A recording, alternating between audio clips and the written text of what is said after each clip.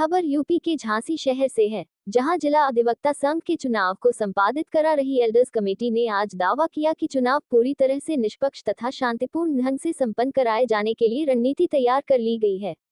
Jhansi club में पत्रकारों से बातचीत करते हुए एल्डर्स कमेटी के चेयरमैन प्रकाश नारायण द्विवेदी ने बताया कि राज्य विधिक परिषद Uttar Pradesh bar council of Uttar Pradesh के 31 जुलाई 2022 के आदेश के अनुसार जिला अधिवक्ता संघ झांसी का कार्यकाल कार्यकारिणी के कार्यभार ग्रहण करने अर्थात 10 अक्टूबर 2021 से गणना किया जाएगा।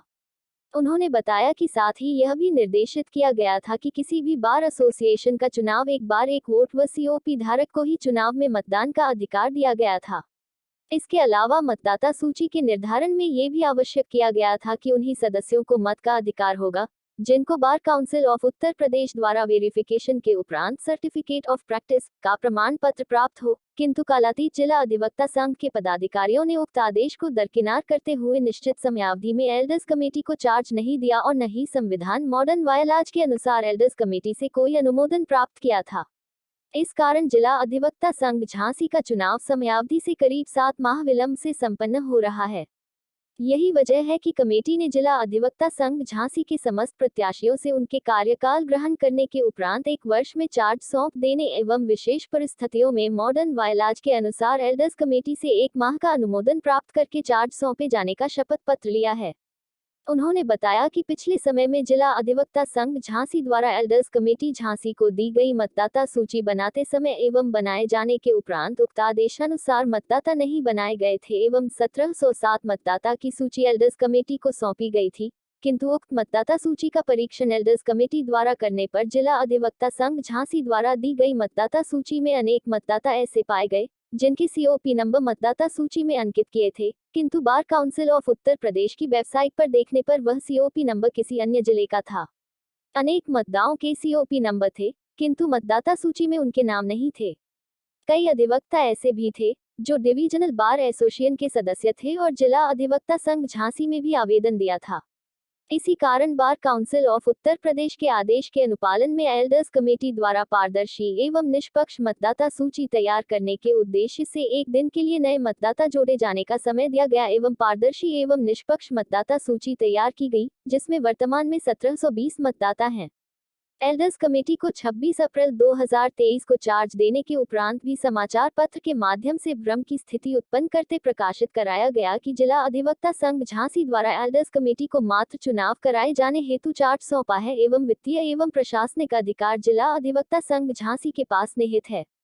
Bar council of Uttar Pradesh के आदेश 15 मई 2023 के अनुसार चार्ज सौंपने के पश्चात पूर्ण कार्यवाही के प्रशासनिक और वित्तीय अधिकार स्वतः एल्डर्स कमेटी में निहित हो जाते हैं।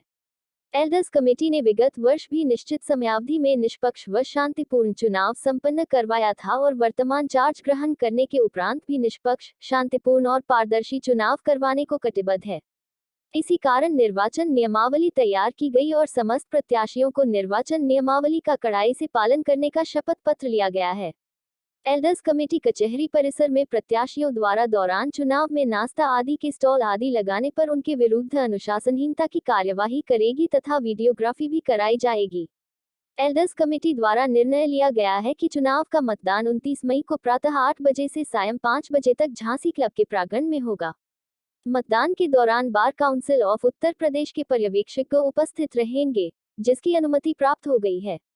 मतगणना 31 मई 2023 को प्रातः 8 बजे से पुस्तकालय हॉल में प्रारंभ होगी।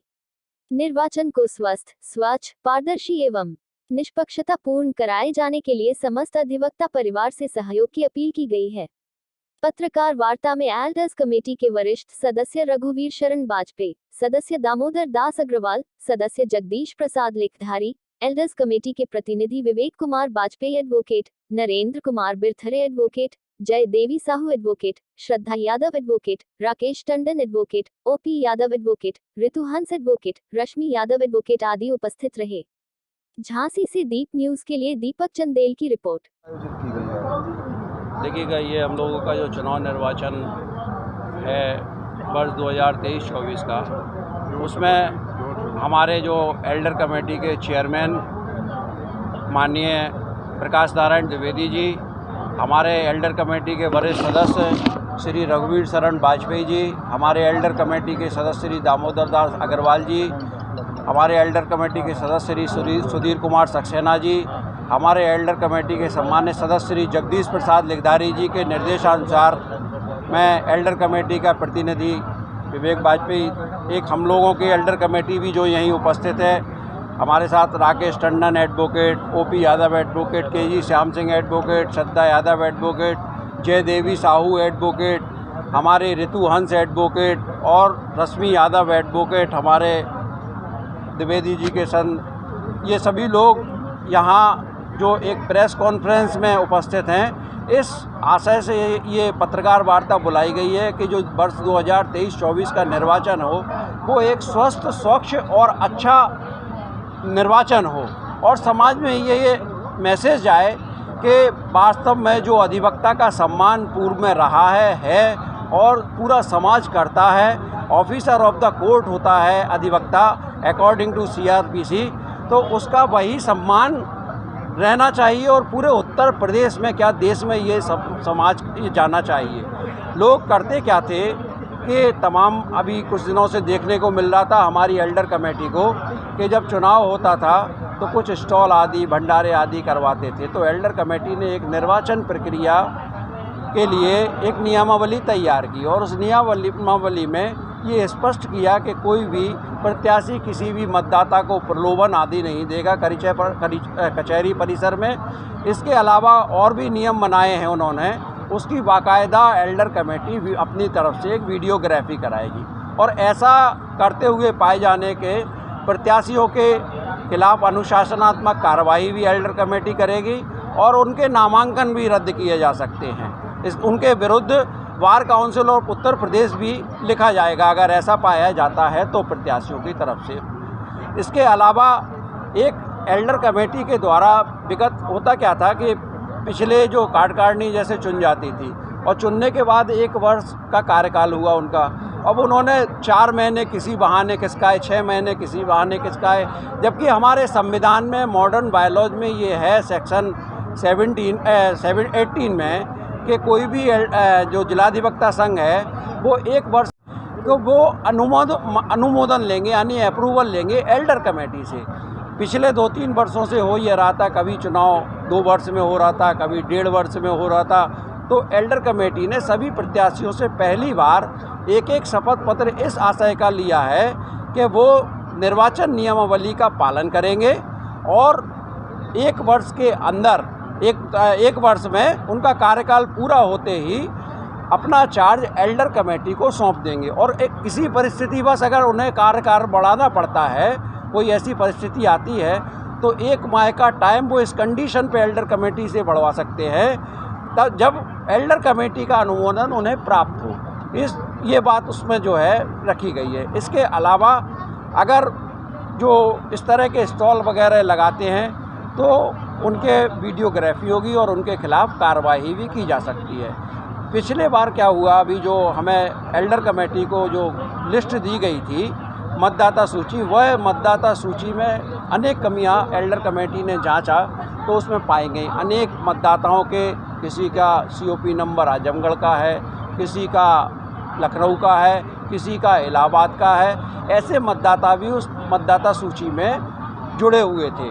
अब वो जिस वजह से भी हुआ हो, हमने तो देखा नहीं, इसलिए जो है। इसके अलावा क्या था कि उसमें तमाम ऐसे मतदाता भी नहीं थे जो वास्तव में एंटाइटल थे अपना वोट राइट करने के लिए, तो उनको एल्डर कमेटी ने निष्पक्ष और किसी भी तरह का पक्षपात ना करते हुए निष्पक्ष चुनाव करवाने के उद्देश्य से ऐसे मतदाताओं को उसमें जोड़ा। कई मतदाता डिविजनल बार एसोसिएशन के थे, उनको हटाया एल्डर कमेटी ने। तो पहले जो लिस्ट दी गई थी वो 1707 मतदाताओं की सूची दी गई थी, मतदाता सूची। उसमें जब ये सब जांच वगैरह हुई तो वर्तमान में 1720 मतदाता एल्डर कमेटी ने फाइनल लिस्ट के लिए किया है उसको, और 1720 मतदाता इस चुनाव में मत करेंगे। और चुनाव हमारा झांसी क्लब प्रांगण में दिनांक 29/5/2023 को प्रातः 8 बजे से सायं 5 बजे तक मतदान होगा। इसके अलावा दिनांक 31/5/2023 को पुस्तकालय कार्यालय हॉल है जो झांसी में ही, जिला अधिवक्ता संघ में ही, तो वहाँ पर हमारी मतगणना शुरू होगी प्रातः 8 बजे से दिनांक 31/5/2023 को। ये सारा प्रोग्राम आप लोगों को के माध्यम से सभी अधिवक्ताओं को, सभी प्रशासनिक अधिकारियों को और भी जो व्यक्ति हैं उनको जो संबंध रखते हैं उनको अवगत कराया जाए।